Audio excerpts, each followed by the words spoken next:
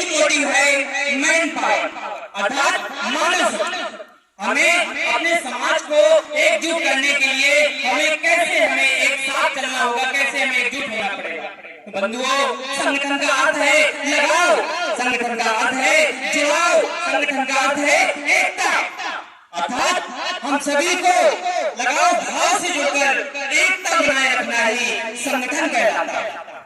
कि हो चुका आगाज लड़का युग बदलने की तैयारी, इतिहास हम ही रचाएंगे, क्योंकि हम संघर्ष है हमारा जारी, संघर्ष है हमारा जारी। मेरे नौजवान क्षत्रिय बंधुओं, ये बुंदेलखंड की वही धरा है जहां हमारे क्षत्रिय पूर्वजों ने श्री सम्राट पृथ्वीराज चौहान, वीर 26 साल आला उदल महाराजा खेत सिंह निवाज जैसे एक से बढ़कर एक वीर योद्धाओं ने इस बुंदेलखंड पर नहीं बल्कि संपूर्ण विश्व पर भी अपने शौर्य पराक्रम के द्वारा वीरता का परचम फहराया है। हम उन्हीं पूर्वजों के वंशज हैं जिन्होंने हमेशा अपने छात्र धर्म का पालन किया।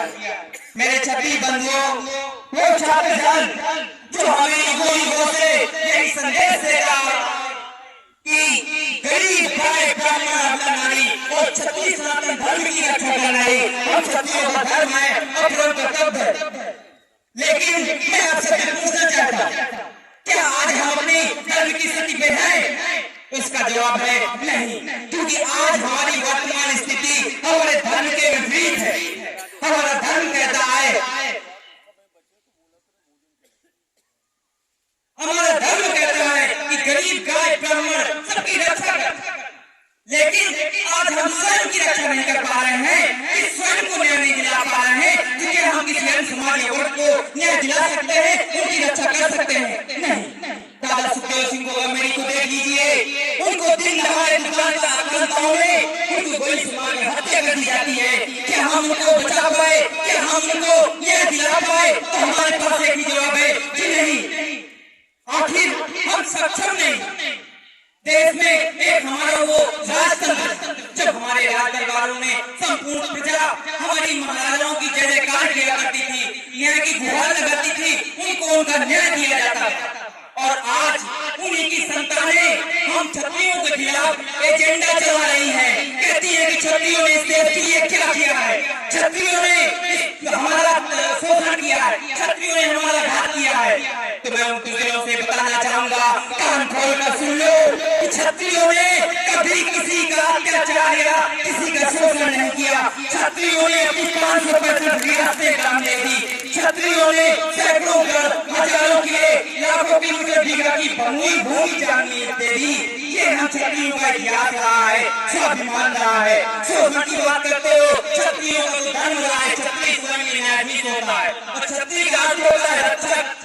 हमारे कंधों पर संपूर्ण प्रजा के रक्षा करने का दायित्व था और उसका निर्वहन हम करते थे। और आज हमें बदनाम किया जा रहा है। हमें अगर इस लोकतंत्र में किसी वर्ग या समाज का शोषण किया जा रहा है तो ये हमारा क्षत्रिय समाज है। हाँ मेरे बंधुओं, ये हमारा ही समाज है जिसे आरक्षण के नाम पर शोषण किया जा रहा है। हमारे इतिहास को बांटा जा रहा है, हमारे पूर्वजों को बांटा जा रहा है। आज हमारे क्षत्रिय महासभा का दिखाने मत क्षत्रिय महासभा दिन तो दिन नए प्रोडक्ट की क्षत्रिय लॉन्च किए जा रहे हैं।